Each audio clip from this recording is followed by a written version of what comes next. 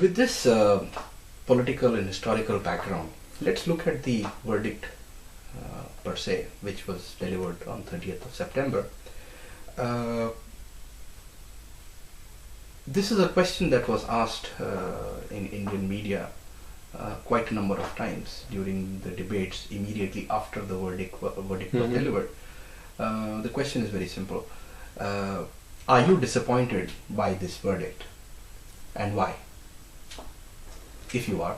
Well, no. I mean, the purpose of the verdict is to settle the issue, to put a stop to the whole controversy. And if everybody abides by the verdict, I think that the verdict provides for that. Of course, it's a bit strange that the judges first say, well, historically, of course, the site has a Hindu history, is a Hindu sacred site, and then to say, well, we'll divide it. Two of the Hindu litigants get each 1/3, and the Sunni Waqf board get another third.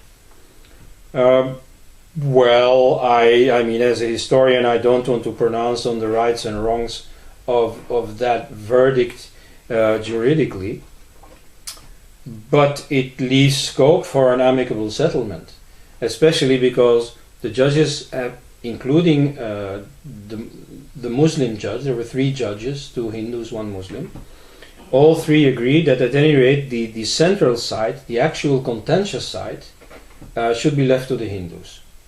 Now, they say 1/3, but that means 1/3 of the plot presently controlled and owned by the government, which is pretty large, which is a lot more than the precise contentious site. So in my opinion, it's okay to leave 1/3 of that to the Muslims somewhere. And then it is up to them to decide if they want to insist on building another mosque there, but at any rate not at the contentious site. So I think in that respect the judgment is fair enough. It doesn't humiliate the Muslim litigants, it gives them something too. So in a political sense I think it's a good judgment.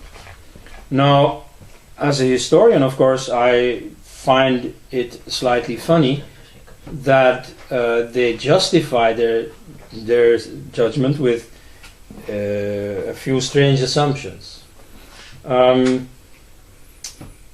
I think 2 of the judges, not all of them, have first of all said it is the birthplace of Rama. Now, I am not sure if you can say that. It is very difficult to prove that someplace is the birthplace of anyone. Even your own birthplace, if you say, I was born in a hospital in Mumbai and that hospital still exists and they have very good records, see, that proves it, then the JNU historians will say, but you see, maybe some Hindu fundamentalist doctor has mislaid the papers and tried to pretend that somebody else was born there instead of you, or something. You see, they will find some conspiracy and explain away the evidence. Now, this is all the more true when you speak of somebody born thousands of years ago. So that, I don't know if they needed to go into that at all. The main point is that it has been accepted as the birthplace of Rama by Hindus for hundreds of years, at any rate since well before the controversy started. There's enough testimony of that.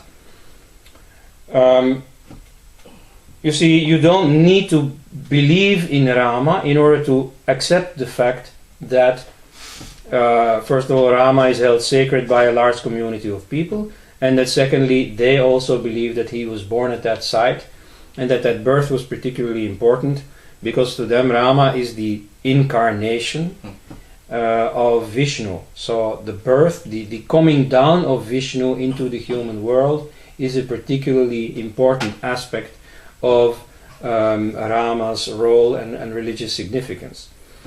So that in itself should be reason enough to respect it. In fact, that counts for Muslims, that counts for secularists. You see, I have compared it once with the site in France of Lourdes, which is where the Virgin Mary is supposed to have appeared to a little girl in, I think, 1858. Now, France is a militantly secular state, and most French officials don't believe in this apparition.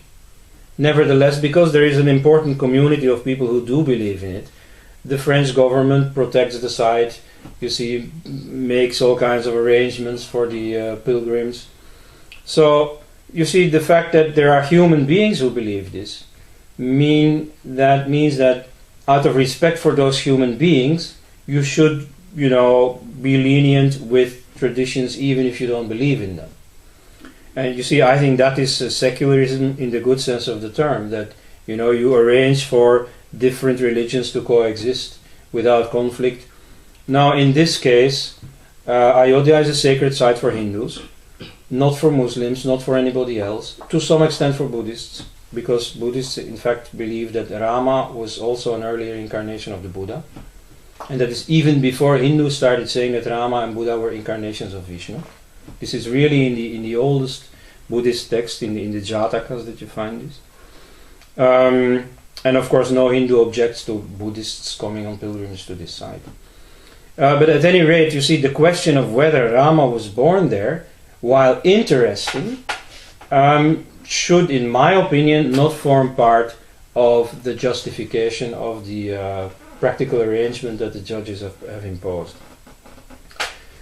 Secondly, they do acknowledge, at any rate the majority opinion of the court, is that indeed the mosque was built in forcible replacement of a temple.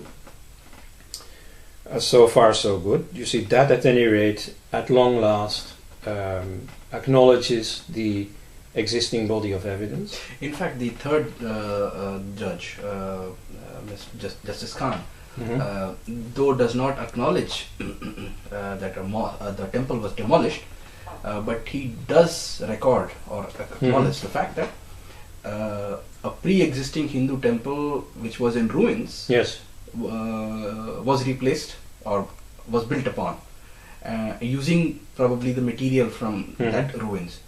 And that is also another interesting point, because I was reading that, and please validate this, that in case of Hindus there are many ruined buildings which were temples, ruined temples, which are in ruins because there are no people to fund it and support it and maintain it, but people still worship there, though they are in bad condition, but people still go and worship the deity presiding there. So even if the building was... At any rate, the mosque was built at a site where Hindus were worshipping. Therefore, it was at any rate misplaced. You see, we'll come to the point of the demolished temple, but even without a temple at the site itself was sacred to the Hindus. Therefore, the imposition of the mosque on a Hindu sacred site is an act of aggression, is an act of disrespect. As I said, you see, Hindus kept on worshipping there even when there was a mosque standing. So it was the site itself that was important. Yeah. A temple, of course, if it's demolished, it can be rebuilt somewhere else. But in this case, it is the site itself that mattered. Now, of course, skeptical people, non-religious people may find all this a bit overdone. You see, why worry about this particular site? But, if we're going to respect religions, then we should respect that convention that Rama is preferentially worshipped at that particular site. Another point that I found strange in the judgment is that the judges agreed, and in fact they agreed not just amongst each other, but with one of the Hindu litigants, that the demolition of a temple is an un-Islamic act, and that a mosque built in such conditions is therefore not really a mosque. Well, that is very strange. Of course, you see, Islam has quite a history of replacing non-Muslim religious buildings with mosques. Yeah, for example, the Hagia Sophia in Istanbul, which was a cathedral of the Greek Orthodox. The Mezquita, the famous mosque in Cordoba, that is now again used as a church, but that has been built in forcible replacement of a Catholic cathedral. Likewise, the Umayyad Mosque in Damascus was originally a Christian church, and you can still see parts of it in the building. So this is a very common Islamic tradition. And so to say that it is a non-Islamic act to demolish somebody else's place of worship is simply not true. But I understand that in the Indian context, in order not to offend Muslim and secularist sensibilities, perhaps you see that little white lie, was the lesser evil. So I don't want to fuss too much about that.